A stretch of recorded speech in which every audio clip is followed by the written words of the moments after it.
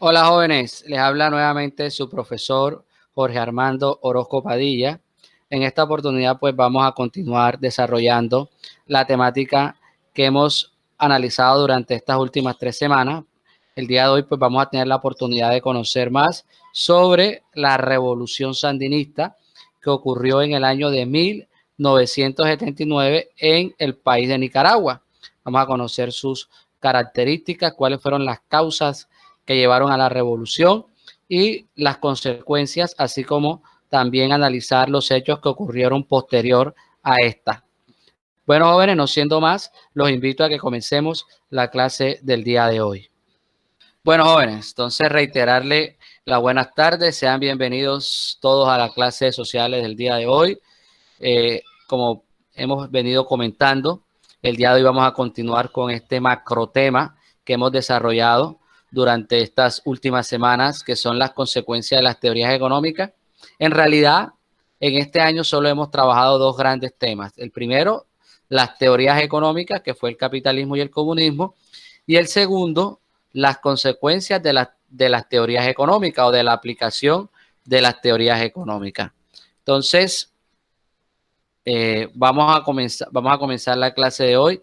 Recordemos que en el periodo pasado, pues trabajamos las consecuencias de la aplicación de la teoría capitalista que tiene como principio fundamental darle privilegios a la empresa privada con el objetivo de buscar un bienestar general.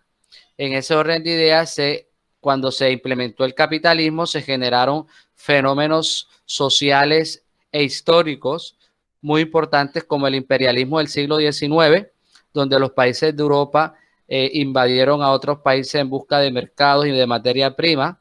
Ese imperialismo y la disputa por las colonias llevó a la Primera Guerra Mundial.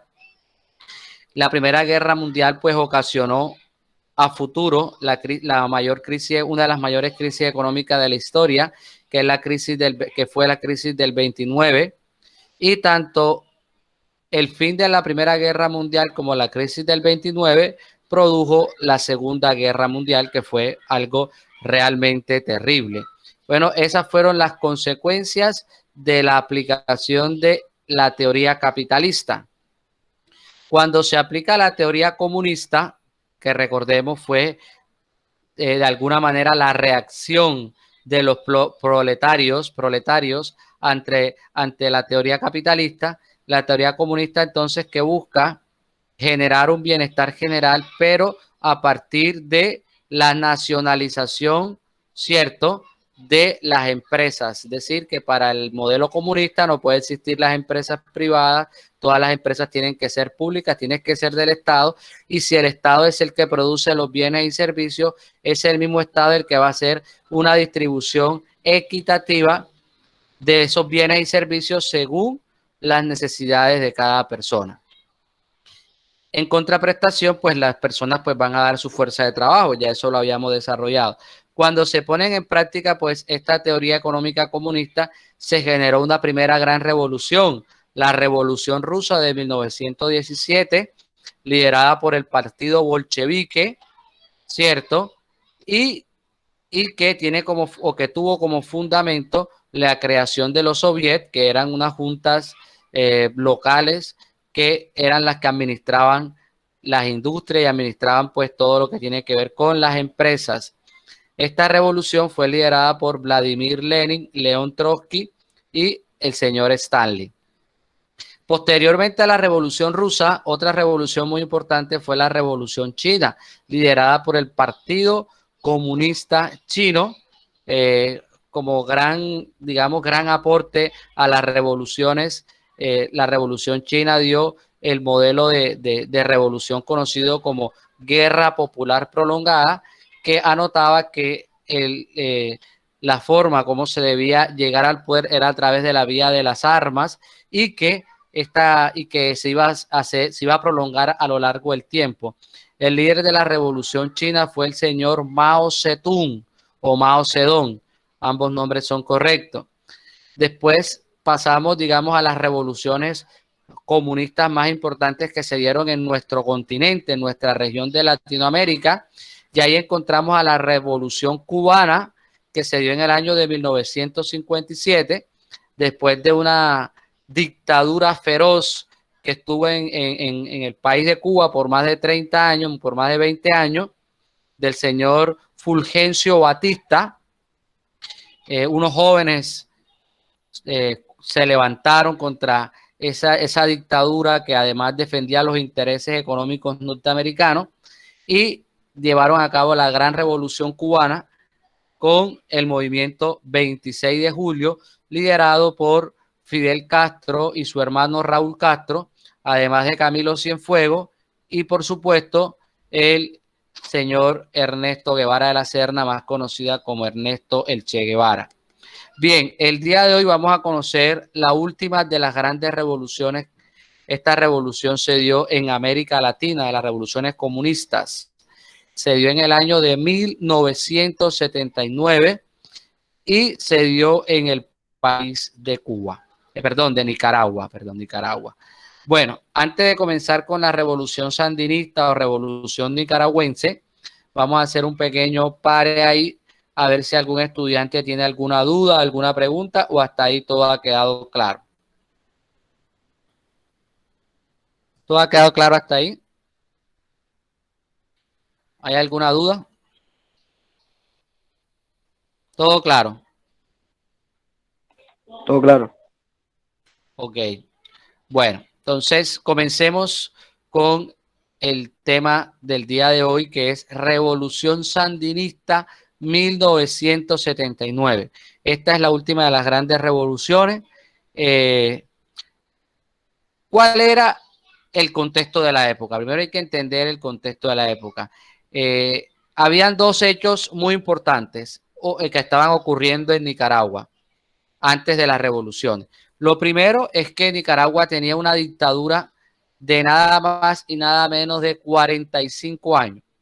Y segundo, una dictadura que además defendía los intereses económicos de Estados Unidos. Y segundo, pues la revolución sandinista se dio en 1979, pero la guerrilla que hizo la revolución, que es el Frente Sandinista para la Liberación Nacional, fue un movimiento que se orquestó en 1961, es decir, 2 años después de la Revolución Cubana. Es decir, que este movimiento revolucionario que se dio en Nicaragua estaba muy influenciado por la Revolución Cubana.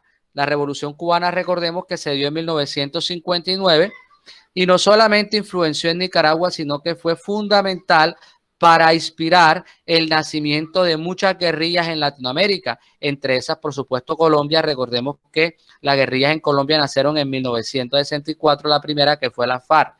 Entonces, muchas de estas guerrillas se inspiraron en la Revolución Cubana. Bueno, si pudieron los cubanos, ¿por qué nosotros podemos hacerlo también? Se decían. Bien, entonces ese era el contexto, pero vámonos un poquito más atrás, conozcamos cuál era la realidad de Nicaragua en los años 20, en los años 30. Al inicio del siglo XIX, Estados Unidos, digamos que tenía un control muy importante económico y de influencia política en todos los países de Latinoamérica, incluido Colombia. ¿Cierto? Recordemos pues lo que sucedió con la masacre de las bananeras en 1928, ¿cierto? En esa época, la cuestión de la masacre de las bananeras la vamos a ver la próxima clase. En todo caso, lo importante anotarle es que Estados Unidos tenía una gran influencia en todos los países de Latinoamérica, tenía gran presencia económica, sus multinacionales que producían bananos, que producían frutas, que extraían minerales como el hierro, como el níquel, bueno, etcétera, todos los minerales posibles, el carbón, pues tenían gran presencia en América Latina, Colombia y sobre todo en los países de Centroamérica. En los países de Centroamérica, por el hecho de ser países pequeños, pues digamos que Estados Unidos tenía un mayor control de su economía. Entre eso estaba Guatemala, Nicaragua, Honduras, El Salvador, bueno, todos esos países de Centroamérica estaban controlados económicamente por Estados Unidos, y también digamos que los líderes, los presidentes políticos, los líderes políticos también respondían a los intereses económicos norteamericanos.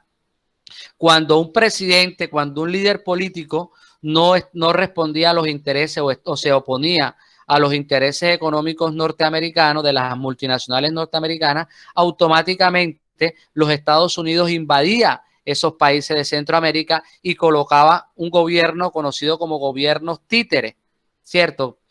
Gobiernos títeres porque eran manipulados, precisamente los títeres son estos muñequitos que se mueven, ¿cierto? Que los manipula una persona. Entonces, en este caso, se conocían como gobiernos títeres, que eran gobiernos manipulados por Estados Unidos para que defendieran sus intereses. Bueno, para ir más directamente al grano, le decía que en el año de 1926 Estados Unidos invadió Nicaragua con tropas norteamericanas, entraron a Nicaragua porque había un presidente que no respondía a los intereses económicos de Nicaragua, y entonces Estados Unidos invadió para defender sus intereses económicos y se mantuvo en la isla, mantuvo tropas en la isla.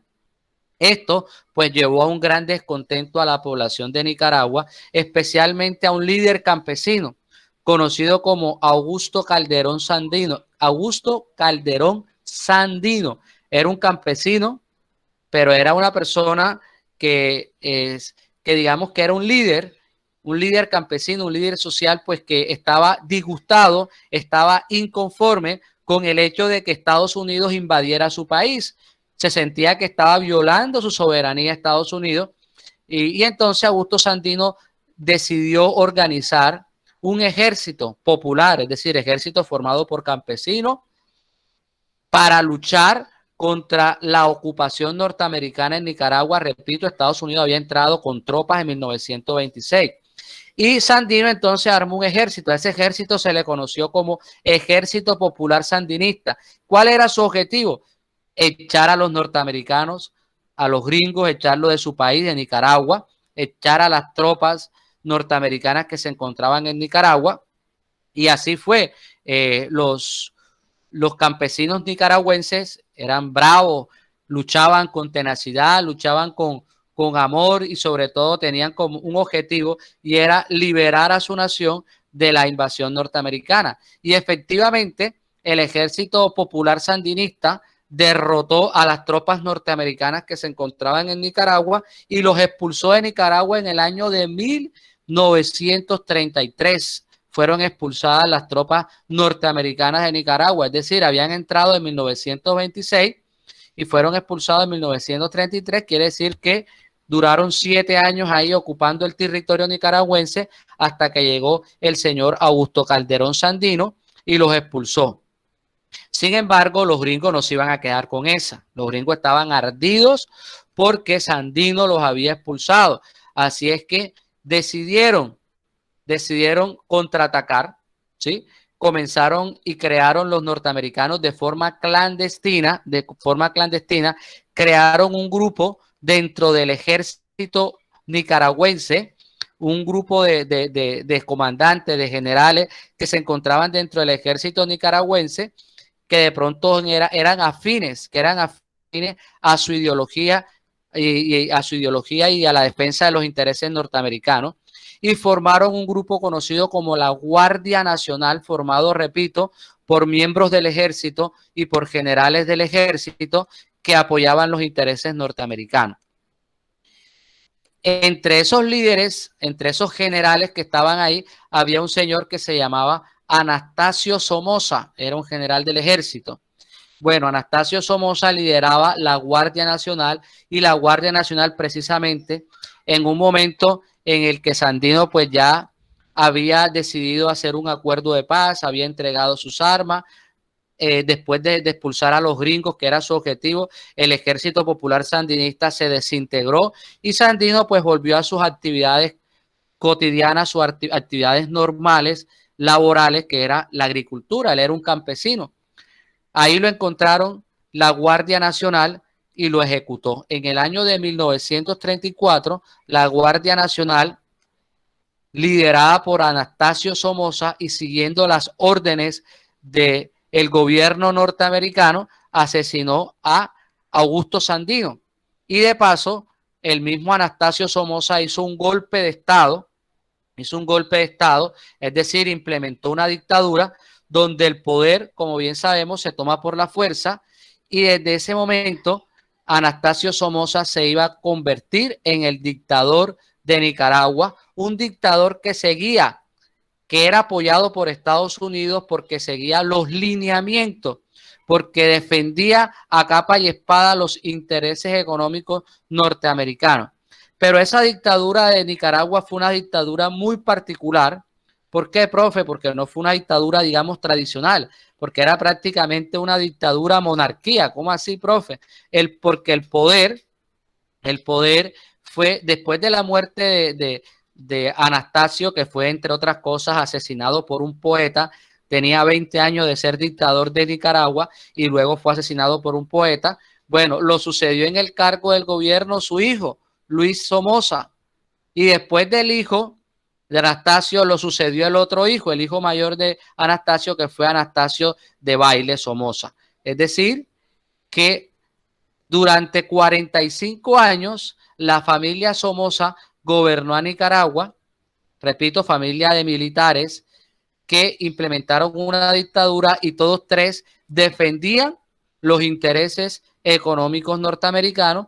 Repito, no llegaron al poder por la vía democrática, sino a través de la dictadura, y se sucedieron en el poder. Primero el papá, luego el hermano menor y luego el hermano mayor. Durante 45 años la familia Somoza se hizo con el poder político, pero no solamente con el poder político, aprovechó el hecho de estar gobernando Nicaragua para también tener un control económico, para convertirse en una de las familias, si no en la familia más rica y poderosa económicamente hablando de Nicaragua, tanto así que la familia Somoza, durante el periodo de tiempo que estuvo gobernando Nicaragua, se hizo con el 50% de la tierra cultivable de todo el país. Imagínense ustedes, una familia con la mitad de las tierras cultivables de todo el país. Obviamente la mayor parte de los campesinos vivían en la pobreza, y por supuesto las multinacionales, las grandes empresas norteamericanas, pues se encontraban en Nicaragua,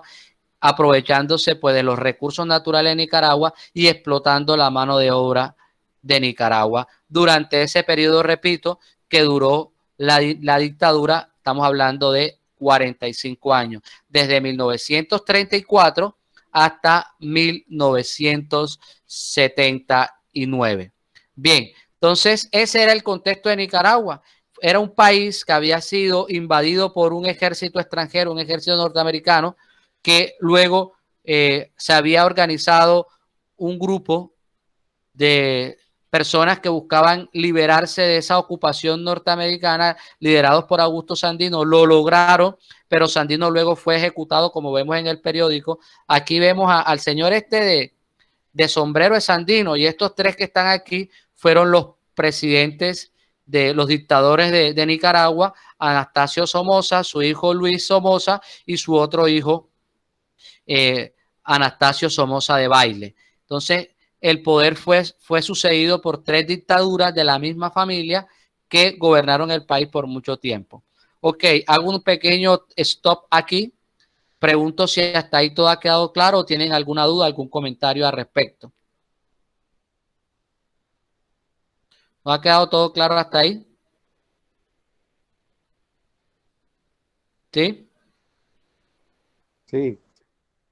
Bueno, ese era el contexto. Entonces, los nicaragüenses, gran parte, pues obviamente estaban inconformes, se sentían sometidos, se sentían doblegados por esas dictaduras que además eran terriblemente represivas. No aceptaban la disidencia. Si alguien osaba hablar mal del dictador, de los dictadores, automáticamente era asesinado, era perseguido político. No había democracia, no podían elegir a sus representantes, ya que la dictadura tenía ya 45 años, y esa dictadura, como le decía, únicamente defendía los intereses económicos de la familia Somoza y del país de Estados Unidos, que era el principal apoyador de la dictadura en Nicaragua.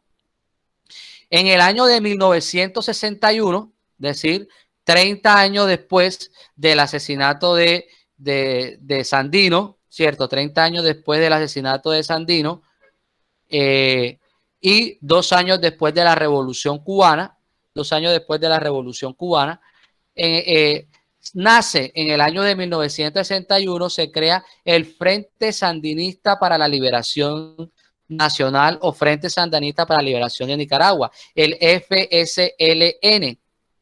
Como pueden darse cuenta, los colores de la bandera son rojo y negro. ¿A qué se asemejan esos colores de la bandera de esta guerrilla conocida como el FSLN? ¿A qué se asemejan? A ver. Al ELN. Al ELN, ¿y a qué más?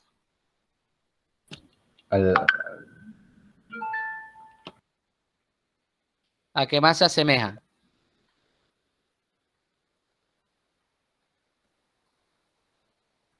A la guerrilla de Cuba. Correcto, a la guerrilla de Cuba. ¿Cómo se llamaba la guerrilla de Cuba? A ver, ¿qué me recuerda? Lo dimos la clase pasada. M2007. Movimiento 26 de julio. Efectivamente, los colores son los mismos. ¿Qué otra coincidencia podemos encontrar? A ver. ¿Qué otra coincidencia podemos encontrar entre los eslogans de esta guerrilla, el ELN, el FSLN? La palabra liberación, ¿cierto? ¿No se han dado cuenta? Frente Sandinista para la Liberación de Nicaragua. Liberación es la palabra que identifica los movimientos guerrilleros que se asociaron a Cuba, junto con los colores rojo y negro, lo mismo que era, que es el ELN, Ejército, el ELN, Ejército para la Liberación Nacional, el ELN de Colombia. Bien, en ese orden de ideas, el FSLN digamos que se identificó, se inspiró en la lucha que había desarrollado Augusto Sandino en los años 30, se inspiró en esa lucha y es por eso que el FSLN coloca ese nombre, Frente Sandinista para la Liberación Nacional, o lo mismo, el Frente Sandinista para la Liberación de Nicaragua, como quieran llamarle. Lo cierto es que se inspiró precisamente en la palabra de Sandino, en un homenaje que querían hacerle a ese campesino, Augusto Sandino, que luchó para liberar a su país de la ocupación norteamericana en los años 30. Bien, este frente fue creado, esta guerrilla fue creada por 2 personas. Uno, el señor Carlos Fonseca Amador, que lo vemos aquí abajito, este señor de gafas con barba de chivo, es Carlos Fonseca Amador. Él era un profesor de colegio, profesor de sociales de colegio, que pues había estado cerca de la formación y de la ideología comunista, pues, y también se vio, digamos, tocado ante la realidad del país, ante el hecho de que él consideraba de que se estaban dando muchísimas injusticias, que los gobernantes no defendían los intereses del pueblo, sino sus intereses particulares, sus intereses económicos y los intereses norteamericanos, junto con Daniel Ortega, que era también un joven, en esa época era un joven estudiante de Derecho, ni siquiera era abogado, era estudiante de Derecho, y esos dos jóvenes fueron los fundadores del Frente Sandinista para la Liberación de Nicaragua, repito, en el año de 1861. En los años 70, la guerrilla comenzó a crecer, comenzó a hacerse más fuerte, pues a tener más adeptos, pues cada vez más la gente apoyaba al FSLN porque se daba cuenta de la política que desarrollaba la dictadura, la imposibilidad que tenían pues de elegir a sus gobernantes, ya que la dictadura pues obviamente no permite la elección democrática. Y en una de esas manifestaciones, una de las manifestaciones más grandes que se hizo en los años 70 en Nicaragua, en la famosa Avenida Roosevelt, que es una de las avenidas más importantes de Nicaragua, el ejército disparó a sangre y fuego contra la manifestación, dejando 1.500 personas muertas, ¿cierto? El ejército disparó contra la manifestación, algo parecido ocurrió aquí en Colombia con las últimas manifestaciones En ese caso no fue el ejército, fue la policía la que disparó y no fueron 1.500, pero fueron siempre 10 personas. Bueno, pero no es el caso ahora. Lo importante es que en los años 70 el ejército nicaragüense disparó contra la manifestación que se estaba dando en Nicaragua y murieron 1.500 personas. Eso pues, en vez de aminorar pues la fuerza de la guerrilla, lo que hizo fue aumentar la indignación de la población, y la guerrilla cada vez se hizo más grande. El Frente Sandinista se hacía cada vez más grande y más fuerte y tenía cada vez más apoyo popular. La gente se levantó junto con la guerrilla y finalmente el 19 de julio de 1979, es decir, después de que 61, serían más o menos unos 18, 19 años de 18 años de lucha armada. Después de 18 años de lucha armada, el Frente Sandinista para la Liberación de Nicaragua logró la victoria contra el ejército nicaragüense y se dio la segunda gran revolución comunista en América Latina, en este caso en Nicaragua. También con el triunfo de la revolución nicaragüense se da fin a los 45 años de dictadura, que repito, fue la dictadura de una familia, la dictadura de la familia Somoza. Bien, sin embargo, con el triunfo de la revolución sandinista que se dio en Nicaragua, no fue el fin de la guerra. Cuando los sandinistas llegaron al poder a través de la revolución en 1979, un año después se inicia una nueva guerra, un nuevo combate. Estados Unidos no se quería quedar con los brazos cruzados y obviamente los aliados de los Somoza tampoco se querían quedar con los brazos cruzados, así es que armaron un grupo armado paramilitar y contrarrevolucionario, es decir, un ejército contrarrevolucionario antisubversivo, es decir, un ejército para derrocar a la revolución, para derrocar al gobierno sandinista revolucionario. A ese grupo se le conocieron como los Contra, se le llamaban los Contra. Repito, estaba apoyado por Estados Unidos y estaba apoyado por gran parte de la oligarquía nicaragüense, estaba apoyado por los grandes empresarios nicaragüenses y por supuesto por los amigos de los antiguos dictadores de los Somoza. Este ejército llegó a tener, el ejército de los Contra llegó a tener 20,000 hombres y digamos que fue una guerra terrible. O sea, primero fue la guerra de los sandinistas para tumbar a los Somoza, duró 18 años y después que lograron la victoria comenzó otra guerra contra los Contra para tumbar ahora a los sandinistas.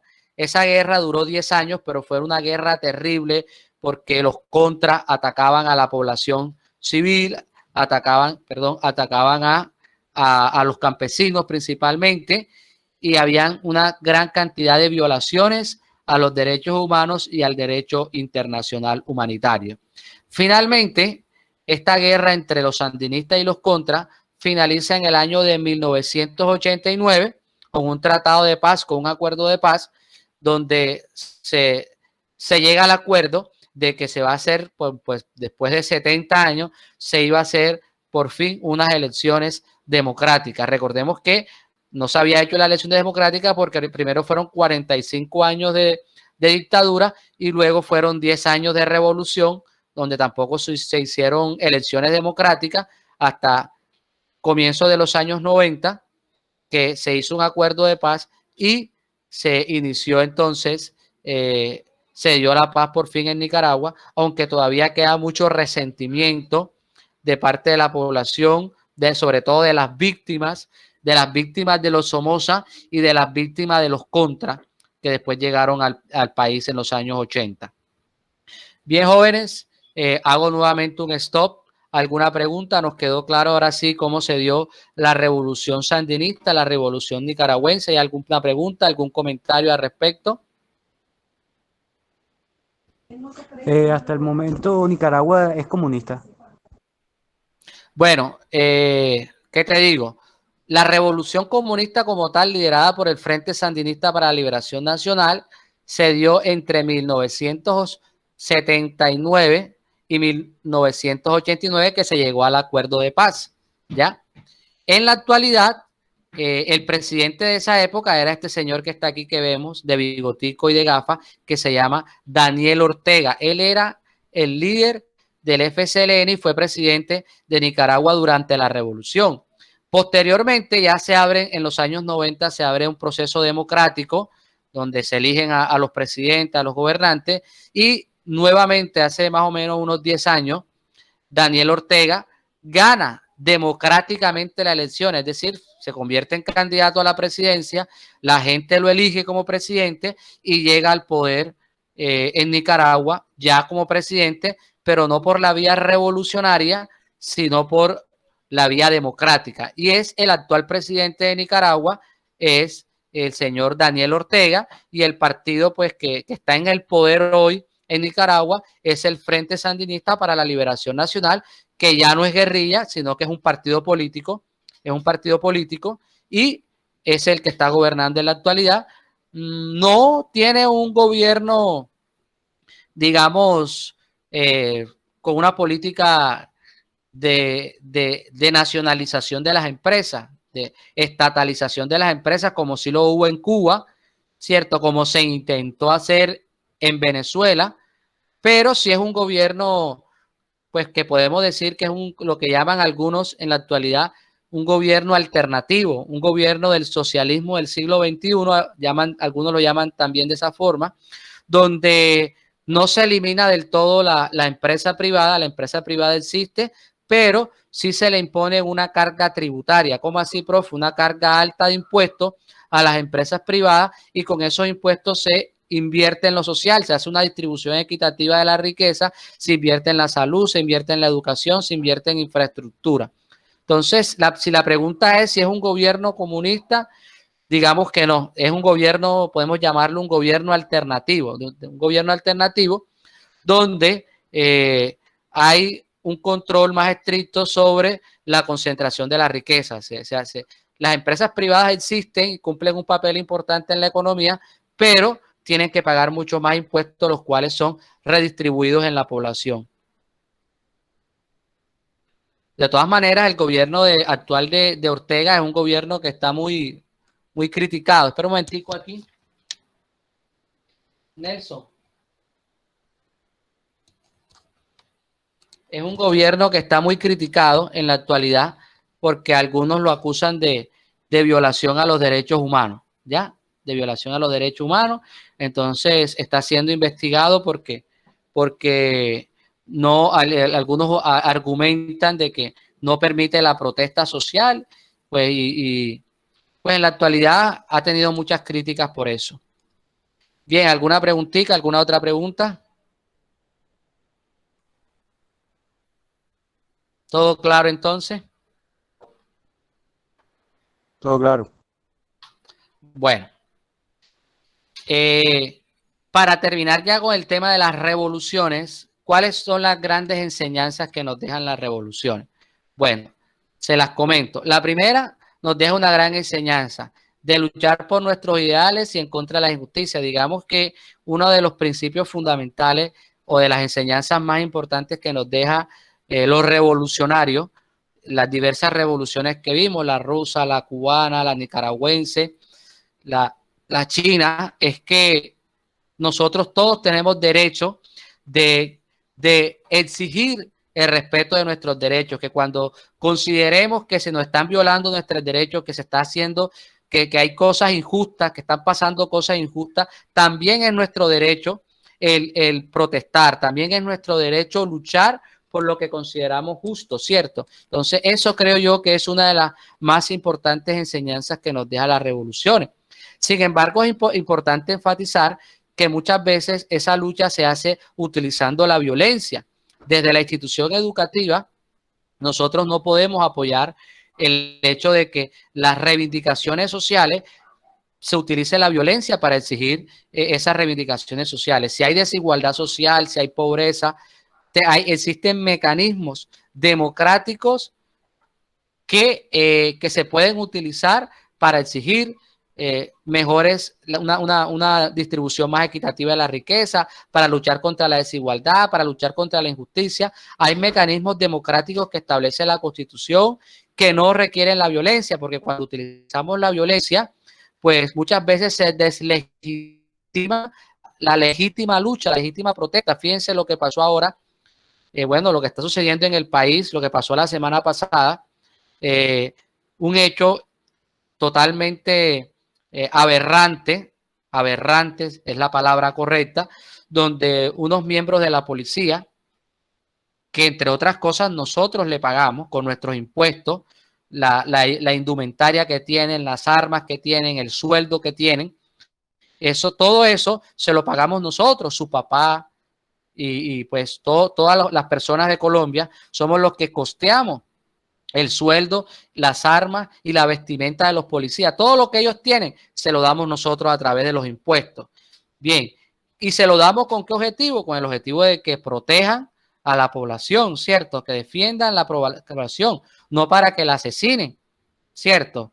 Y bueno, como ya sabemos, una persona fue brutalmente asesinada por parte de la policía. Obviamente eso causó una gran indignación por parte de la población, y probablemente esa indignación también viene de tiempo atrás con los grandes problemas de desigualdad social que existen en el país. Recordemos que Colombia es el país con mayor desigualdad social en el mundo. No es el mayor, es como el segundo país en el mundo, segundo o tercer país en el mundo con mayor desigualdad social. Y en América Latina también es uno de los que mayor desigualdad social tiene. Entonces, digamos que las protestas son legítimas, que además es un derecho, el derecho a manifestarse, el derecho a protestar es un derecho legítimo que tiene cualquier colombiano, pero muchas de esas manifestaciones y de esas protestas pues quedaron manchadas, ¿cierto? Se deslegitimaron de alguna forma por los hechos vandálicos que ocurrieron.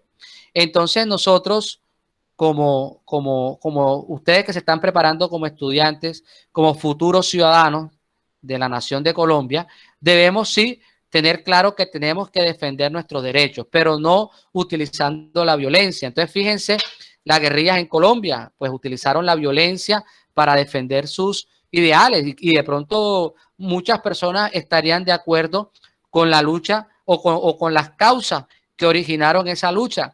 Una distribución más equitativa de la riqueza, una distribución más equitativa de la tierra, luchar contra la desigualdad social. Son causas seguramente que tenían mucho apoyo social, pero el mecanismo que utilizaron para exigir esas reivindicaciones, pues fue la violencia. Y si bien algunos argumentarán de que en esa época pues no había más alternativa, y es posible que así sea, a pesar de eso, fíjense que lo que ha llevado esa lucha social en algunos aspectos, no en todos, pero en algunos aspectos sí, ha llevado a que se agudice aún más el conflicto. Si antes había desigualdad social, ahora hay el doble de desigualdad social.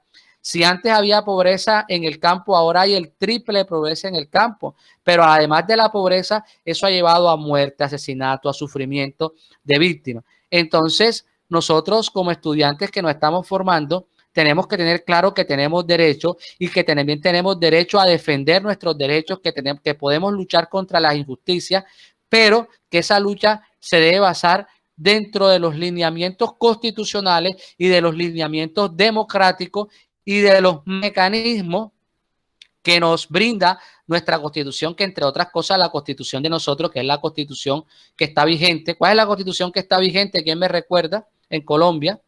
¿Cuál es la Constitución? La de 1991. La Constitución de 1991 es una constitución, una muy buena constitución. Precisamente se armó en el año 1991, después de la desmovilización de muchas de las guerrillas de Colombia, y por eso pues uno de sus objetivos fundamentales era defender la participación política y brindarle diversos mecanismos de participación a la sociedad para que se manifieste. Entonces nuestra Constitución es muy amplia, nos permite una participación muy amplia en las decisiones que se tomen en el país. Y entonces, ¿qué pasa? Muchas veces desconocemos esos mecanismos de participación ciudadana y no los utilizamos, y preferimos entonces utilizar la violencia, desconociendo pues que la Constitución, como les decía, nos brinda unos amplios mecanismo de participación ciudadana. De todas maneras, los estudiantes que lleguen a 11 el año que viene, pues vamos a tener la oportunidad de detenernos y de analizar detalladamente cuáles son esos mecanismos de participación ciudadana que nos brinda nuestra Constitución. Además de eso, como les decía, otro de los elementos fundamentales que nos enseñan las revoluciones comunistas fue que nos enseñan a cuestionar las autoridades. Es decir, nosotros no vamos a creer ahora todo lo que nos dicen los líderes políticos, no vamos a creer ahora todo lo que nos dicen incluso el profesor de sociales o cualquier docente. Ya ahora las revoluciones nos llevan a que nosotros podemos buscar la información, podemos cuestionarla, y eso es muy importante para una sociedad, que nuestros ciudadanos y para un colegio, que nuestros estudiantes sean personas críticas, que no siempre vayan a estar de acuerdo con lo que dice el profesor o con lo que dice la autoridad, sino que tengamos la posibilidad de pensar por nosotros mismos, de llegar a nuestras propias conclusiones, de investigar y de argumentar con base sólida nuestras posiciones. Y si esas posiciones muchas veces están en contra de lo que dice la autoridad, tener la posibilidad de argumentarlo con base, ¿ya? De argumentarlo con base. Otra de las grandes ventajas que nos lleva las revoluciones es que nos lleva a reflexionar, algo que ya hicimos a principio de la temática, a reflexionar sobre lo legal y lo justo. ¿Será que todo lo legal es justo? ¿Será que todo lo justo es legal? Entonces, como les decía, en Colombia hay muchísimas injusticias y muchas de esas injusticias son legalizadas por las normas, por las leyes, ¿cierto? Entonces, ¿qué se puede hacer contra eso? ¿Qué se puede hacer cuando nosotros vemos que hay algo injusto, pero que es legal, ¿cierto? Entonces, ¿qué se puede hacer? Entonces, ahí es precisamente buscar los mecanismos democráticos para cambiar esa situación, ¿ya? Para cambiar esa situación. Y por último, otra de las grandes enseñanzas que nos dejó las revoluciones comunistas es que, y creo que para mí, desde mi punto de vista personal, creo que es la más importante, es la que nos enseña que nosotros no estamos solos en el mundo, que nosotros debemos luchar por intereses colectivos, que no podemos pensar como nos enseña el capitalismo únicamente en nosotros, pensamos en nosotros individualmente, no, tenemos que entender que hay unos intereses colectivos, que nosotros hacemos parte de una comunidad. Primero tenemos que identificar de qué comunidad somos y luego luchar por esos intereses colectivos. Entonces, fíjense que están algunos de los grupos que luchan por intereses colectivos en la actualidad, por ejemplo, son los ambientalistas, ¿cierto? Que entienden que el daño ambiental que nos afecta a todos como sociedad. Entonces, ese es un gran ejemplo, no solamente a nivel ambiental, sino también a nivel social, a nivel económico. Fíjense, los estudiantes también salen a defender sus intereses colectivos como estudiantes en la defensa en las universidades públicas, en la defensa de las universidades públicas. Entonces, esa es una gran enseñanza, nos enseña que nosotros debemos tener claro que existen unos intereses colectivos, que nosotros hacemos parte de un conglomerado, que nosotros no vivimos aislados de los demás y que por tanto tenemos que tener una conciencia social, entender que hacemos parte de unos colectivos y podemos luchar por esos intereses colectivos, correcto. Entonces, cuando veamos una marcha, bueno, si es pacífica, una protesta, podemos hacer parte de ella de forma pacífica y exigir estos derechos colectivos. Fíjense, muchas veces todos estos líderes depusieron sus intereses personales, sus intereses particulares para buscar un bien común. Fíjense el caso de Ernesto Guevara de la Serna, el Che Guevara, que ya lo veíamos en la Revolución Cubana. Él era un médico argentino, de Rosario, Argentina, que tenía su familia, vivía cómodo en Argentina. Los médicos, digamos que en esa época pues eran muy valorados, y vivía cómodo económicamente en Argentina, pero decidió dejar todo lo que tenía en Argentina, su carrera, su familia, obviamente sacrificando todo eso por lo que él consideraba que debía hacer, que debía luchar por sus ideales. Se fue para México y después de México se fue para Cuba, después de que logró la Revolución Cubana se fue para África, después que vino de África se fue para Bolivia, y siempre luchando por sus ideales, por lo que él consideraba que era lo correcto, que era lo justo. Nosotros podemos estar en contra o en desacuerdo de pronto con los métodos que utilizó, porque él utilizó la violencia para luchar para defender sus ideales. Pero lo que sí es cierto es que podemos también reconocerle que fue una persona que depuso sus intereses particulares para luchar por unos intereses colectivos, que de pronto los métodos que utilizó no fueron los adecuados, ¿cierto? Que fue la utilización de la violencia. Bien, jóvenes, ¿alguna duda, algún comentario, algún interrogante? Profe, yo. Adelante. Mi amigo Chucho. Pues yo voy a hablar de varios factores que usted nombró. Cuéntame. Bueno, voy a comenzar de atrás para adelante. Sobre Néstor Che, el Che, también tenemos mucho más, como fue la comodidad que tenía Engels, que él era hijo de un burgués que tenía una empresa, una fábrica, y aún así le importó más la injusticia que estaba tomando los trabajadores y, digamos, entre comillas, peleó con el papá, peleó por sus ideales que contradecía la fortuna del papá, de la familia, y literal, o sea, se quedó pobre, porque obviamente si tú, imaginemos que tú eres, yo soy hijo de Alex Chá, y Alex Chá tiene una olímpica y yo estoy en contra de, bueno, yo soy comunista, estoy en contra de esos ideales, y obviamente me va a quedar sin el apoyo familiar. Entonces, a pesar de eso, él siguió, junto con Carlos Marx, él siguió sus ideales sin importar la fortuna, o sea, sin importar el capital. Sí, mi amigo Chucho, muy bien. Ese es uno de los ejemplos que hay. Hay muchísimos ejemplos dentro de las diversas revoluciones y los movimientos sociales que se han dado en el mundo. Incluso aquí en Colombia vemos uno muy claro, que es el caso del cura Camilo Torres Restrepo. El señor Camilo Torres Restrepo fue una persona reconocida, digamos, de la alta sociedad, por decirlo de alguna manera, bogotana, de familia muy, muy pudiente en Bogotá. Estudió sociología en Europa, no cualquiera puede darse ese lujo de estudiar, y sobre todo en los años 60 en Europa.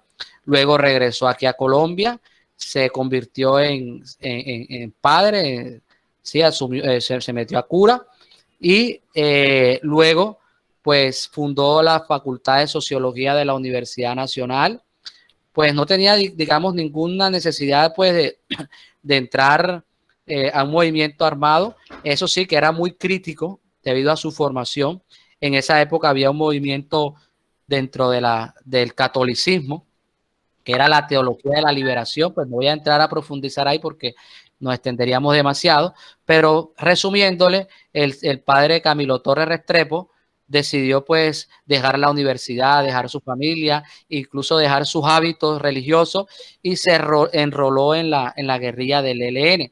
Solamente duró un combate, duró apenas 6 meses y lo mataron, cayó en combate el cura Camilo Torres Restrepo. Entonces, en el mundo han existido muchos ejemplos, repito, no estamos justificando la lucha armada, es posible que estemos en desacuerdo con los mecanismos de lucha, ¿cierto? Lo que queremos destacar es cómo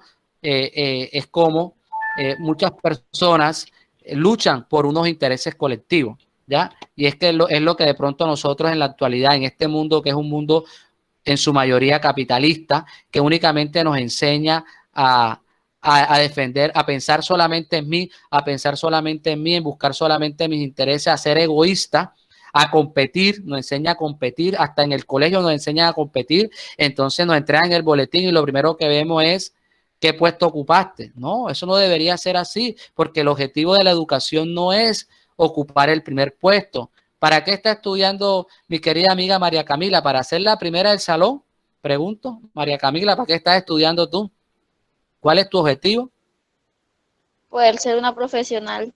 Exacto, para aprender, para obtener conocimiento, ¿cierto? Para prepararse mejor, pero no para ser la número 1 del salón. Eso puede llegar por añadidura, pero entonces lo convertimos en una obsesión, y entonces los papás le preguntan al otro papá: ay, María Camila ocupó el segundo puesto, se la ganó otro niño, y entonces la pobre María Camila, porque ocupó el segundo puesto, ya no la llevan al cine, ya no la llevan a comer comida rápida que le encanta a ella, ¿cierto?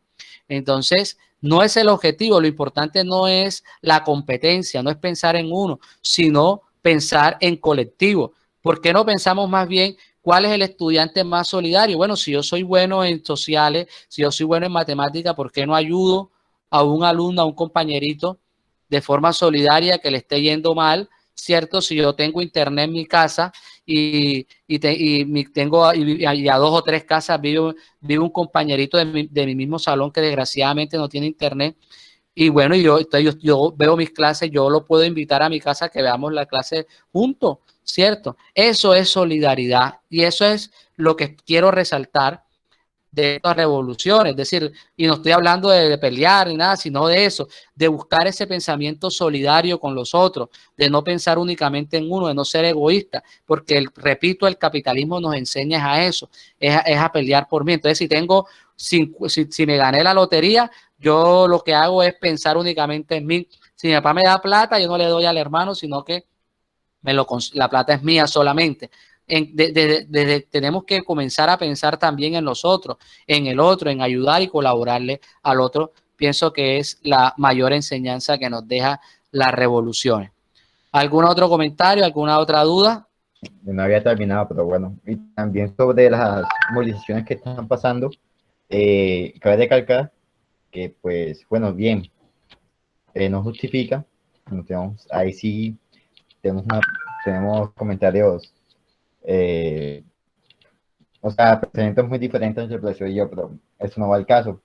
También, o sea, voy a recalcar de que en las movilizaciones también se filtran gente de la SIGIN en cívico, es decir, en particular, que lo que hacen es, no justifico la violencia, pero lo que hacen es provocar la violencia, es decir, no sé si los de aquí, la movilización de aquí, yo no fui, pero sí me informaron que hubo 2 que tiraron peñones, porque es que la policía también paga para eso, o sea, la policía, no sé si saben, pero la policía, cada detenido le paga un adicional, como todo, o sea, en el fútbol cada gol que metes es un adicional en tu sueldo.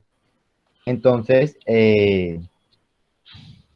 también hay infiltrados que provocan la acción violenta y esto hace que se justifique, o sea, la fuerza pública justifique en la acción violenta por parte de ellos. La acción represiva.